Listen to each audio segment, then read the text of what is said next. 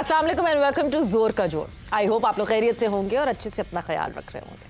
Another day another show और बहुत सारी बातें हो गई, बहुत फोकस कर लिया पाकिस्तान क्रिकेट पे कि क्या होता रहा इस पूरे साल। पाकिस्तान क्रिकेट जो है वो किस तरह एक्टिव रही, किस तरह खेलते रहे, हम कहाँ स्टैंड कर रहे हैं। आईसीसी की रैंकिंग्स पे फोकस करने के बजाय हम अपने खुद जो है इवैल्यूएशन कर रहे हैं कि पाकिस्तान क्रिकेट टीम इस वक्त कहाँ स्टैंड करती है।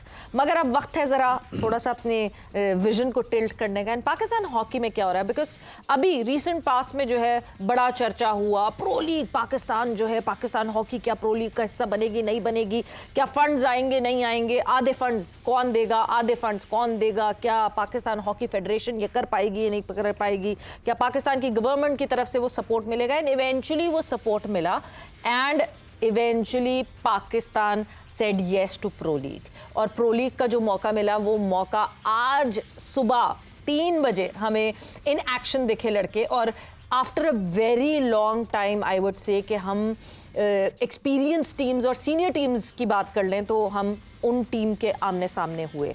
5-2 से जो है वो नीदरलैंड्स के खिलाफ पाकिस्तान ने जो है वो मैच खेला। Netherlands one by 5-2।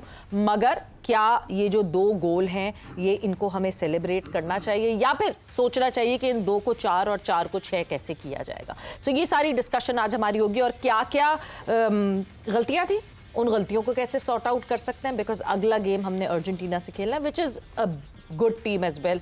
और ये अच्छी बड़ी टीम्स के खिलाफ आप एक तो हमने जब प्रो लीग शुरू किया था कि पाकिस्तान हॉकी प्रो लीग में जाएगी तो ज़्यादातर सबका ख्याल ये था कि हम कॉन्फिडेंस जमा करने जा रहे हैं, हम जीत देखने नहीं जा रहे। बट क्या पता इसी पूरे दौरानिए में, इसी पूरी ड्यूरेशन में अगर कोई जीत आ जाए पाकिस्तान हॉकी की तरफ तो इससे बड़ा बूस्ट मुझे नहीं लगता कि पाकिस्तान हॉकी को मिलेगा।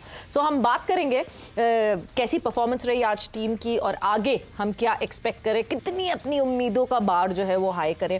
और मेरे साथ ये डिस्कशन के लिए हमारे फॉर्मर ओलंपियन मौजूद हैं ख्वाजा जुनैद साहब। जुनैद साहब अस्सलाम वालेकुम and welcome to the show. जी वालेकुम अस्सलाम। कैसे आप, खैरियत से? जी अल्हम्दुलिल्लाह बिल्कुल। सो 5-2 स्कोर लाइन पे देख के लग रहा है कि ये क्या है, मगर इज इट गुड और इज इट बैड और इज इट इन बिटवीन? मैं समझता हूँ इज इट इन बिटवीन, क्योंकि आप देखें पाकिस्तान एक काफ़ी अरसे के बाद जाके एक टॉप टीम के साथ खेल रही है और लैक ऑफ मैं समझता हूँ experience against the top teams ये हमेशा आड़े आता है। और इस मैच में भी ऐसा ही लगा है। जैसे अभी आपने अपने इंट्रो में बताया कि पाकिस्तान ने 2 गोल किए, अगर फर्स्ट क्वार्टर को ही हम देख लें तो सारा मैच वहीं नज़र आ जाता कि पाकिस्तान उनके साथ नेक टू नेक खेल रहा है। और स्वेरा जो बड़ी टीम होती है ना, इनका हमेशा फोकस होता है कि शुरू में ही जो जैसे पाकिस्तान एक अब लो रैंक टीम है तो इनको इतना प्रेशराइज कर दिया जाए कि हावी हो जाए। तो ये बड़ी खुशाइन चीज़ है कि पाकिस्तान ने फर्स्ट 15 मिनट्स उनके साथ नेक टू नेक को बल्कि लीड भी ली और फर्स्ट क्वार्टर में 2 ऑल स्कोर रहा। बिल्कुल, तो ये खुशाइन चीज़ है। और मतलब हमारा अच्छी बात ये है कि that we started off well. और मुझे नाम वही दिख रहे हैं, मतलब अगर मैं हन्नान की बात करूं तो इट वाज एक्सपेक्टेड कि गोल यही 2 लड़के हैं जिनकी तरफ से आएगा। सो एक हावी रहने वाली जो आप बात कर रहे हैं, इसका मतलब ये कि मेंटल बैरियर तो तोड़ा। एग्जैक्टली देखिए बिल्कुल मैं समझता हूँ कि यही होता है। अगर आप किसी साइकोलॉजिस्ट से बात करेंगे ना तो हमेशा इस चीज़ को, इस परफॉर्मेंस को वो इस तरह लेंगे कि हमें जो अपना फर्स्ट क्वार्टर का जो दुरानी है ना, जैसे 15 मिनट्स हम उनके साथ खेले हैं बिल्कुल नेक टू नेक, इसी तरह हमें इस दुरानिये को इंक्रीज करना है। वाई हमने उस क्वार्टर में क्यों परफॉर्म किया है, हमने ये चीज़ देखनी है। वो कौन से ऐसे एलिमेंट थे, वो कौन से प्लेयर्स थे जो अच्छा परफॉर्म कर रहे थे, तो हमें उस क्वालिटी को मजीद आगे बढ़ाना है। और अगर हम सेकंड, थर्ड, फोर्थ क्वार्टर में भी इसी तरह चीज़ें मेंटेन करते हैं तो आप दुनिया की टॉप टीम के खिलाफ खेल सकते हैं। बिल्कुल खेल सकते हैं और टॉप टीम्स के खिलाफ अब हम खेलेंगे इन रेगुलरिटी। जब हम प्रो लीग का हिस्सा बन गए तो ऑब्वियसली वो कहते हैं ना, now we are playing with the big boys. तो आपको अपने गेम को Aahista Aahista game to game बढ़ाना होगा उस तरह।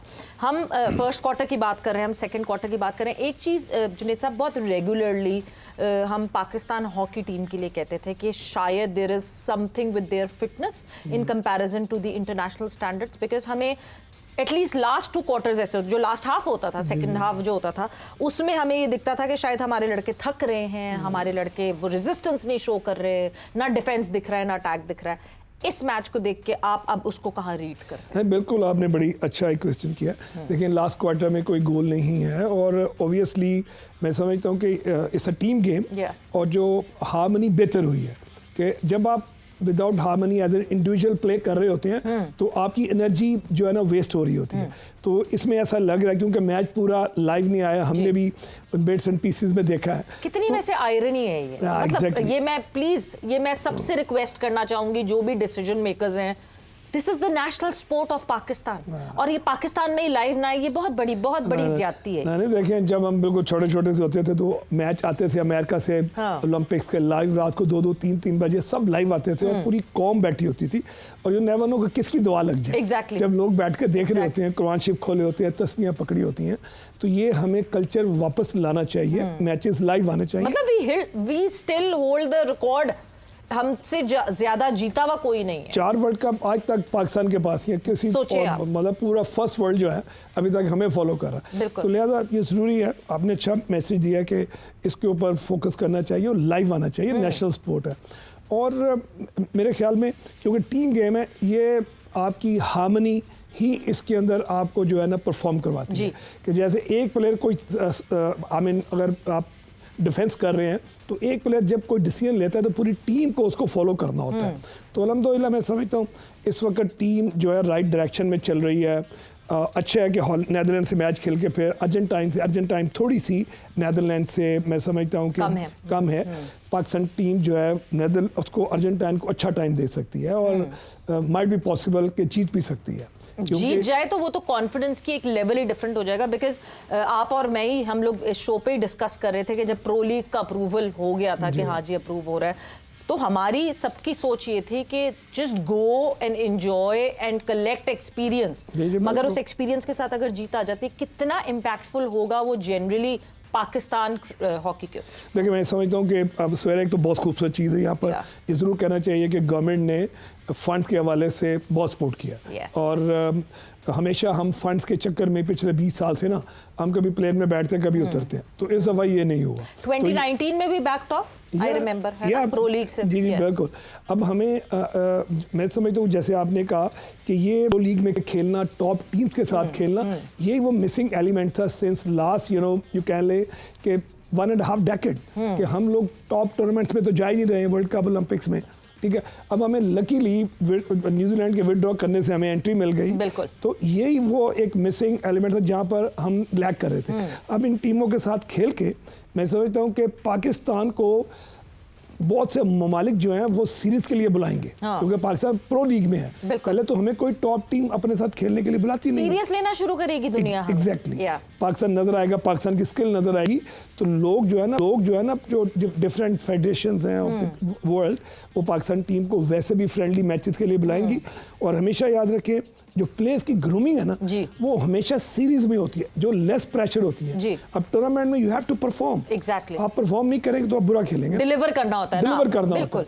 तो जो प्लेयर डेवलपमेंट प्रोग्राम्स है ना वो आप इंटरनेशनली सीरीज के जरिए करते हैं। तो मुझे उम्मीद है कि इस टूर्नामेंट के इम्पैक्ट के साथ पाकिस्तान को ये ऑफर्स आएंगी, स्पेन बुलाएगा या France बुलाएगा, Germany बुलाएगा।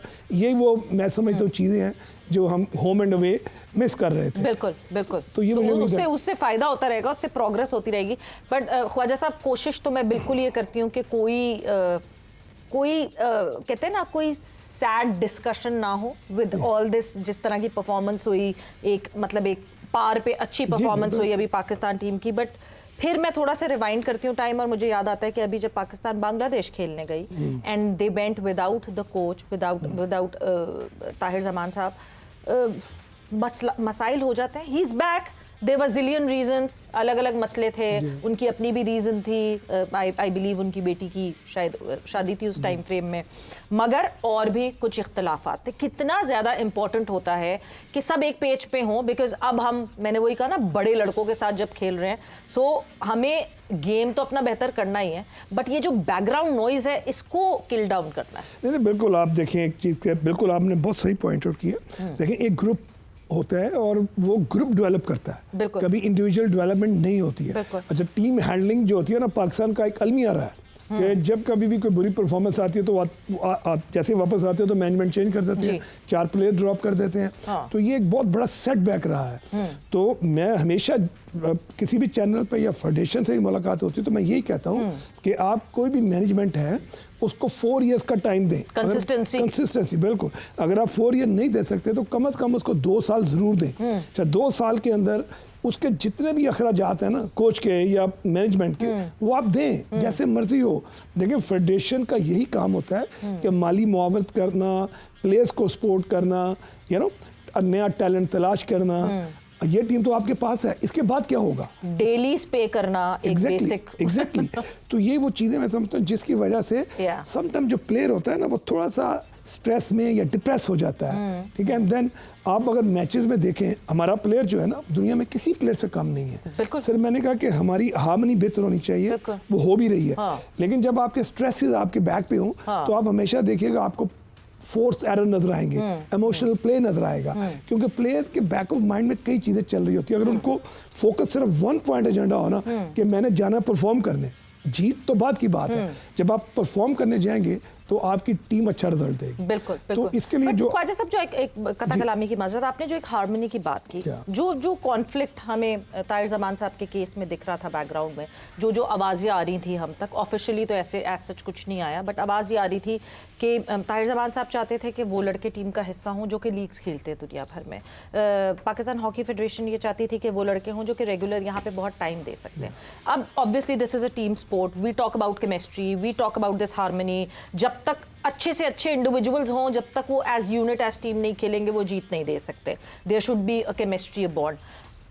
Which side do you lie? आपको क्या लगता है कि जी जो एक्सपीरियंस पूरी दुनिया में गेज कर रहा है वो लड़का 11th आवर पे आके टीम का हिस्सा बने और वो बन जाए, दैट इज फाइन, या फिर जो यहाँ खेल रहे हैं, क्योंकि हमें पता है कि यहाँ उतनी फैसिलिटीज या उतनी फैसिलिटीज के बावजूद उतना एक्सपीरियंस नहीं गेज कर पाता लड़का जब आप कैंप्स में खेल रहे हैं, तो which side would you lie? अच्छा इसमें मेरे 2 इसमें आंसर। ठीक है। एक तो ये है कि सारे बच्चे बुलाने चाहिए, ठीक है, जो लीग्स भी खेल रहे हैं वो भी आए, डोमेस्टिक भी आए सारे। आप पूल को थोड़ा सा 5-10% इंक्रीज कर लें। कैंप के दौरानियों को आप 3 हफ्ते से आप 4 हफ्ते कर लें।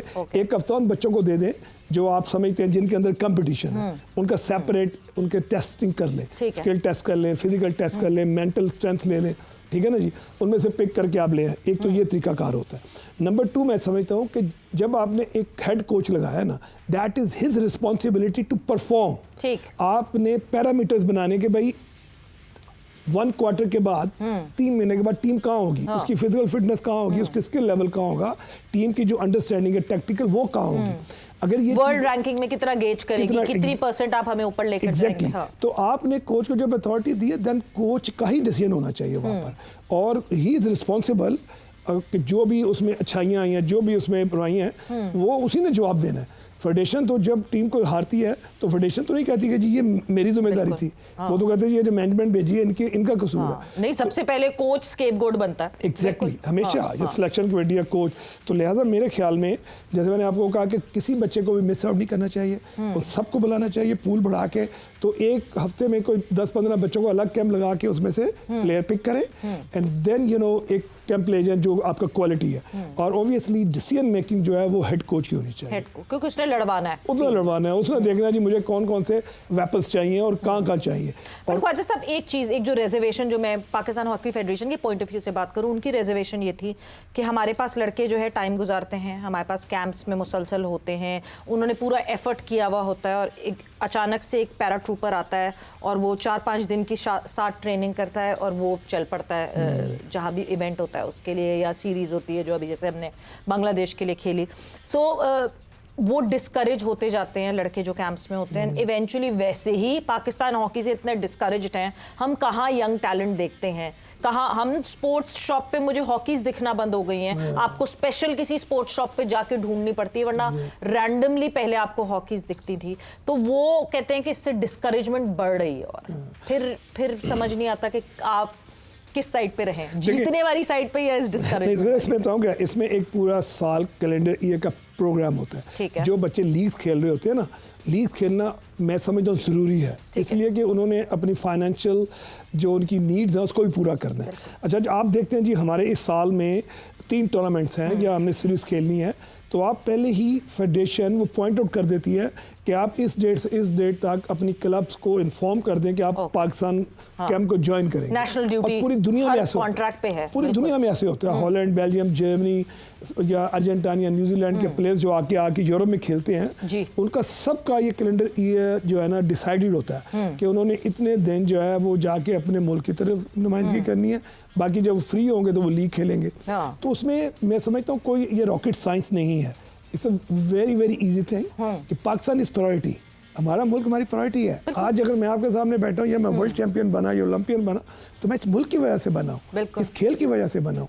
तो लिहाजा वो प्लेयर जो लीग खेलते हैं ज़रूर खेलें, लेकिन वो हमेशा एक विंडो होती है जिसमें वो लीग खेलते हैं, और जब कभी भी मुल्क को ज़रूरत पड़ती है तो वो आ जाते हैं। लेकिन you have to inform priorly to the clubs कि जी मैंने इन दिनों में। ऑब्वियसली आपकी बात आप खराब नहीं कर सकते। आप एट द 11th आवर जाके कहेंगे तो आपको पैसे नहीं देंगे।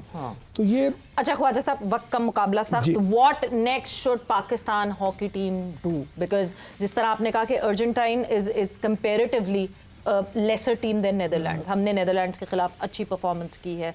What next should we do? Hannan और सुफियान क्या अलग कर रहे हैं जो बाकी लड़कों को भी कर रहे हैं? देखिए मैं इसमें कोई आंसर देता हूँ कि अर्जेंटाइन जो है ना जी होम ग्राउंड में खेलेगी, होम ग्राउंड में खेलेगी, ऑलराइट।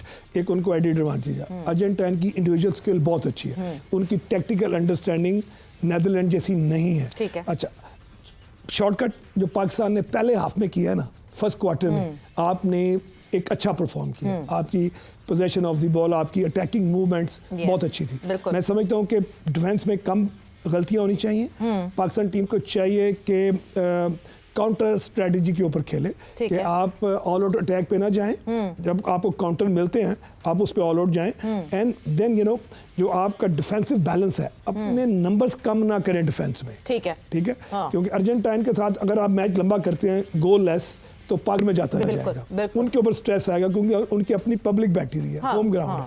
तो यही मैं समझता हूँ। और रेप्यूटेशन है उनकी, ऑब्वियसली पाकिस्तान ने तो अभी एंटर किया है, तो वो उस रेप्यूटेशन की वजह से मतलब उनको नर्वस कर दे।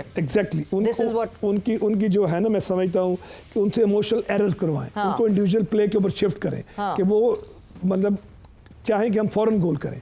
तो ये मूव हम कर सकते हैं, और इसी में मैं समझता हूँ हमारी मैनेजमेंट को फोकस करना चाहिए, और करेंगे भी मेरे ख्याल में। ठीक है ख्वाजा साहब, थैंक यू, बहुत बहुत शुक्रिया for your time. And yes, this is the tip from Khwaja Junaid साहब के उनको फ्रस्ट्रेट कर दें कि वो उस फ्रस्ट्रेशन में गलतियां करें, उस गलतियों में हम गोल जो है वो अचीव कर सकें। बट थैंक्स अ लॉट, बहुत बहुत शुक्रिया आपके टाइम का।